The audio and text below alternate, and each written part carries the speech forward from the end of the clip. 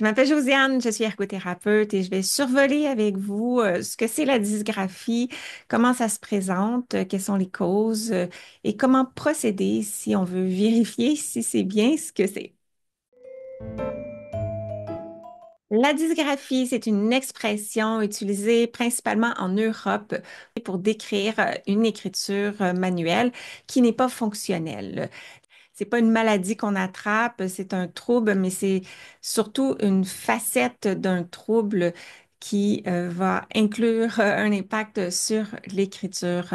Notamment, le trouble développemental de la coordination s'associe fréquemment de difficultés d'écriture qui, en Europe, pourraient être qualifiées d'une écriture dysgraphique.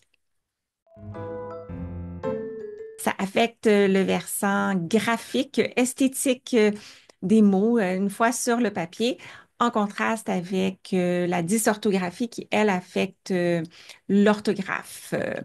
Concrètement, c'est un terme qui s'applique à l'écriture cursive et ce qu'on va voir, c'est un problème majeur avec la lisibilité. Ce qui affecte la lisibilité, ce sont des lettres qui peuvent être mal formées, une taille qui est trop grande, trop petite, inconstante, des lettres qui sont mal connectées, des lettres qui se chevauchent, des lettres qui sont mal positionnées sur la ligne, des espacements qui sont mal planifiés. Et en fait, toute l'organisation des phrases, des textes, des paragraphes dans l'espace peut aussi être affectée.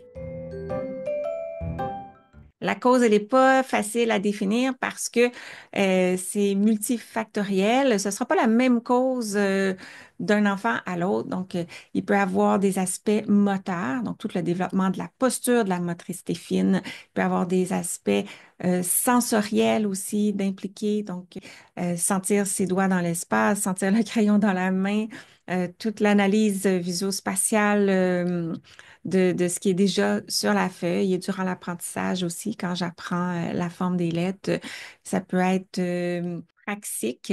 Le processus de planification motrice, notamment, c'est ce qui entre en jeu pour l'enfant dont on a parlé tout à l'heure avec un trouble développemental de la coordination. Donc, la planification motrice, c'est d'être capable de partir d'un plan moteur que j'ai dans ma tête, donc les lettres, les représentations mentales, et de les reconstruire sur le papier. Donc, il peut avoir un échec ou une faiblesse dans ce processus-là aussi.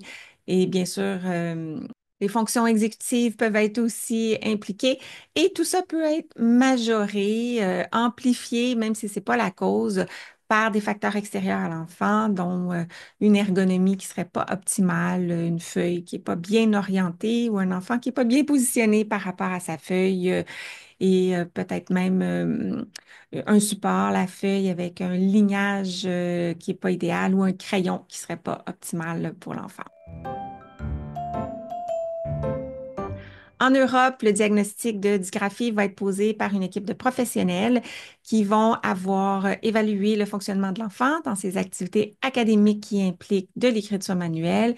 Ils vont avoir passé des tests spécifiques aussi et ça est assuré de vérifier que les difficultés d'écriture ne pourraient pas autrement être mieux expliquées par une autre condition, maladie ou situation.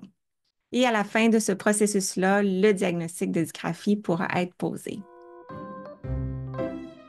Important de noter que la dysgraphie ne pourra pas être identifiée avant l'âge de 7 ans, notamment parce qu'il faut donner assez de temps à l'enfant pour consolider son développement et aussi faire l'apprentissage de l'écriture. Merci d'avoir écouté et n'oublie pas de t'abonner et reviens bientôt pour continuer à parler d'ergo. Bye!